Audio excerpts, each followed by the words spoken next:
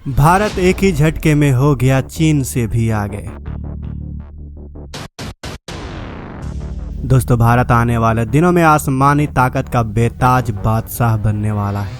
आप सोच रहे होंगे कि हम ऐसा इसलिए कह रहे हैं क्योंकि भारत के पास तेजस मार्क 2 है, एम का फाइटर जेट बना रहा है, या फिर अग्नि 6 तैयार कर चुका है, या फिर आप यह भी कह सकते हैं कि भारत ब्रह्मोस 2 हाइपरसोनिक मिसाइल भी तो तैयार कर रहा है। तो दोस्तों, आप बिल्कुल ठीक सोच रहे हैं। ये सारे के सारे हथियार तो भारत बना ही रहा है, और वो भी बुलेट की रफ्तार के साथ। लेकिन अब भारत की शान टाटा ग्रुप ने देश की जरूरतों और दुश्मन को देखते हुए भारत को एक ऐसा विशाल एयरक्राफ्ट सौंपने का फैसला लिया है कि यह विमान हर वो काम कर सकता है जो बाकी के देश अलग अलग करते हैं। चलिए आपको विस्तार से बताते हैं, लेकिन आगे बढ़ने से पहले हमारे देश के वैज्ञानिक और हमारे देश की शान टाटा ग्रुप के सपोर्ट में अपना एक लाइक इस वीडियो पर जरूर कीजिएगा। दोस्तों, भारत अब एडवांस टेक्नोलॉजी को अपने ही देश में बना लेने का दमखम रखता है।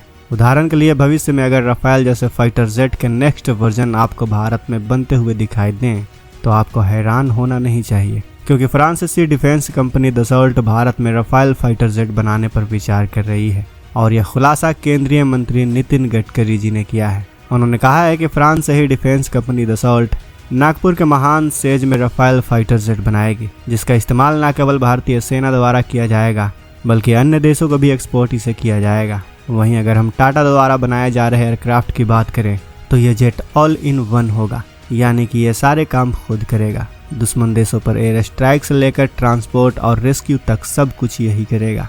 दरअसल दोस्तों, कुछ समय पहले भारत सरकार की तरफ से टाटा ग्रुप को 22,000 करोड़ रुपए का एक बहुत ही महत्वपूर्ण प्रोजेक्ट सौंपा गया है। इस प्रोजेक्ट की मदद से भारतीय वायुसेना को एक खास विमान प्राप्त होगा। इस विमान की मदद से भारत किसी भी देश पर एयर स्ट्राइक या किसी भी तरह के हवाई कार्रवाई को अंजाम दे सकता है। भारत सरकार के सपने को पूरा करने के लिए टाटा डिफेंस के वैज्ञानिकों ने अपने कंधों पर बड़ी जिम्मेदारी ले लिया है, जिसके तहत टाटा ग्रुप के वैज्ञानिक एक ऐसे विमान को बनाकर भारतीय वायुसेना को देंगे जो युद्ध में बहुत ही महत्वपूर्ण योगदान देंगे। दोस्तों, 1962 के युद्ध में हम चीन से बस इस वजह से हार गए थे क्योंकि उस वक्त हम अपने सोल्जर्स को वक्त पर सीमा तक नहीं पहुंचा सके थे। अगर उस वक्त हमारे पास आज के जैसा इंफ्रास्ट्रक्चर होता या फिर इस जैसा कोई ट्रांसपोर्ट एयरक्राफ्ट होता तो हम अपने ट्रूप्स को जल्द से जल्द बॉर्डर पर डिप्लॉय कर देते और चीन हमसे कभी भी जीत ही नहीं पाता। टाटा ग्रुप को भारतीय वायुसेना के लिए C-295 ट्रांसपोर्ट विमानों को तैयार करने की जिम्मेदारी दी गई है। इसमें यूरोपीय कंपनी एयरबस टाटा ग्रुप के वैज्ञानिकों की मदद करेगी। इस डील के तहत 56 C-295 ट्रांसपोर्ट विमानों का निर्माण किया जाना है। इसमें से 16 विमान स्पेन से बनकर भारत आएंगे और बाकी के 40 विमानों को गुजरात के वडोदरा में तैयार किया जाएगा। स्पेन में बनने वाले 16 विमानों में से एक विमान भारतीय वायुसेना को प्राप्त भी हो चुका है, जिसके बाद यदि कभी भारत और चीन के बीच 1962 वाली स्थिति आती है तो इस विमान का इस्तेमाल कर हम अपने स्पेशल फोर्सेस को बड़े ही आसानी से LSC पर डिप्लॉय कर सकेंगे, या फिर जरूरत पड़ी तो हम अपने दुर्गा वेपन को भी इस पर फिट करके दुश्मन के इलाके में हमला कर सकते हैं। ये विमान एक बार में 100 से 150 तक ट्रूप आसानी से सीमा तक पहुंचा सकता है, दिन हो या रात या फिर कैसा भी मौसम हो।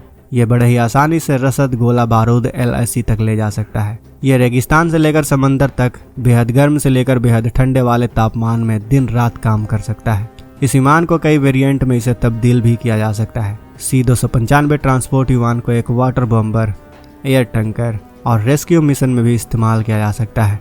इसके अलावा इस विमान में खासियत यह भी है कि यह लगातार 11 घंटों तक आसमान में उड़ान भर सकता है। साथ ही यह खराब से खराब इलाकों में हथियार को पहुंचाने की क्षमता रखता है। C-295 ट्रांसपोर्ट विमान अपने छोटे टेक ऑफ और रनवे पर लैंडिंग के लिए पूरी दुनिया में जाना जाता है।